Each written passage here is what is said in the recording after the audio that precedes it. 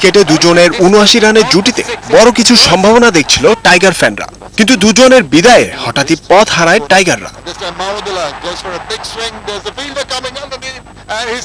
উইকেটের অসম আচরণ কাজে লাগিয়ে ব্যাটসম্যানদের ভোগালেন মোহাম্মদ নাবি। রাশিদ খানের গুগলিতে মুশফিক সাব্বির ফিরে গেলে বাড়ছিল শঙ্কা। উইকেটের সে বিরূপ আচরণ সাকিব সামলালেন ইম্প্রোভাইজেশনে। তার ৪৮ রানের গুরুত্বপূর্ণ ইনিংসে স্কোরবোর্ডে ২৬৫ রানের নিরাপদ সংগ্রহ টাইগারদের। মাঝারি টার্গেট রক্ষার মিশনে টাইগারদের শুরুটা হলো নড়বড়ে। তাসকিনের প্রত্যাবর্তনটা এলোমেলো হলো ইমরুল রুবেলদের পিচ্ছিল হাতের কারণে। হেলিকপ্টার শটে ত্রাস ছড়াচ্ছিলেন শাহজাদ, ঠিক তখনই ব্রেক থ্রু আনলেন মাশরাফি। তৃতীয় উইকেটে রহমত আর হাশমুতুল্লাহর ব্যাটে ম্যাচ থেকে প্রায় ছিটকে যাচ্ছিল টাইগাররা। তাসকিন রুবেলদের ব্যর্থতায় অনুভূত হচ্ছিল কাটার মাস্টার মুস্তাফিজের অভাব। ঠিক তখনই আবার টাইগারদের ম্যাচে ফেরান সাকিব। দেশের হয়ে ৩ ফরম্যাটে সর্বোচ্চ উইকেট শিকারী বনে যান tiger allrounder.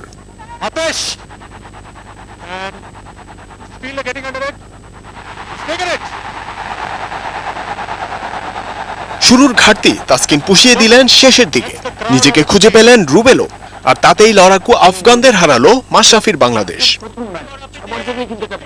Zahir Bhuiyan, independent news. Bangladesh Afghanistan match নিয়ে কথা বলতে স্টুডিওতে আছেন তারেক আজিজ খান। কথা বলছি তার সাথে। তারেক ভাই, স্বাগত ইন্ডিপেন্ডেন্ট স্টুডিওতে। শুরুতেই জানতে চাইবো যে লম্বা বিরতির পর বাংলাদেশ ওয়ানডে খেলছে, কেমন হলো ম্যাচটা? অনেকদিন পরে মাঠে ফেরার যে একটা মানে যেটা ভয় আমরা কিন্তু সবসময় পাচ্ছিলাম যে দীর্ঘ এতদিন পরে ওডিআই ক্রিকেটে আমরা ব্যাক করছি, এখানে যে মিস্টেকগুলো হওয়ার কথা ছিল আমরা কিন্তু কিছুটা হলেও আপনার শঙ্কিত হয়েছিলাম যে যদি আমরা সিনারিওটা দেখি তাহলে দেখবেন যে প্রায় ৩২ থেকে ৩৩ ওভার পর্যন্ত মনে হয় আফগানরা তাদের নিয়ন্ত্রণে ম্যাচটা ছিল।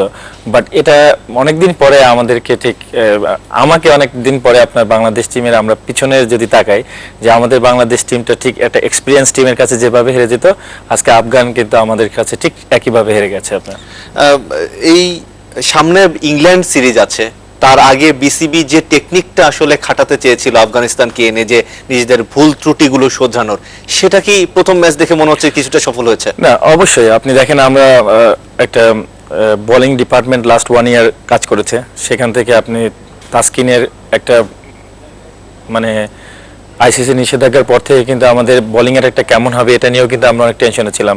মুস্তাফিজের ইনজুরি, কম্বিনেশনটা কেমন হবে, রুবেলের অনেক দিনের পরে দলে ফেরা, সব মিলে আমি বলবো যে অবশ্যই এরকম একটা সিরিজ দরকার ছিল ইংল্যান্ডের সাথে, একটা বড় টিমের সাথে। আপনি যদি দেখেন যে এই টিমের সাথে আমরা যদি 3-0-তেও জিতি তাহলে আমরা পাবো 3 পয়েন্ট, বাট আমরা যদি হেরে যাই আমরা কিন্তু 3 পয়েন্ট লস হয়ে যাবে আমরা।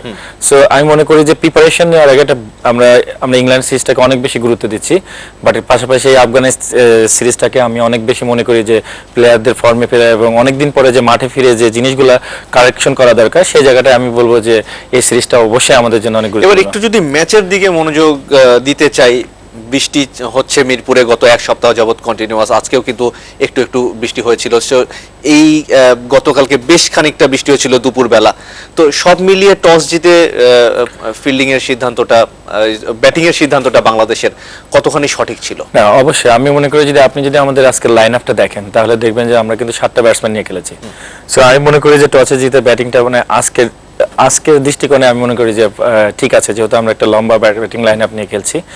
তো যে জায়গাটাতে আমি বলবো যে উইকেটের চরিত্রটা কিছুটা আপনার একটু আচরণটা থেকে আপনার একটু অন্যরকম করেছে, ছিল। আমি মনে করি যে তামিম ইকবাল যে স্টাইলে খেলেছে আপনার, আমরা হয়তো উড়িয়ে হতে পারি যে সৌম্য সরকার লাস্ট 6 মান্থেও হয়তো টেকনিকটা অনেক বেশি কাজ করেছে, কিন্তু তিনি এখনো ফর্মে ফিরতে পারেনি।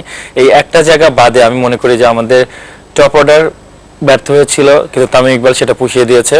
আমরা কিন্তু মিডিল অর্ডারে আমি মনে করি যে আমাদের একটা সলিড প্ল্যাটফর্ম দাঁড় করেছে মাহমুদুল্লাহ এন্ড সাকিব। আমি আবারও বলছি, আমাদের বিজ্ঞাপনে সে ভাষা মতো সাকিব আল হাসান বাংলাদেশে যান। সাকিব যদি ভালো খেলে তাহলে বাংলাদেশের চেহারা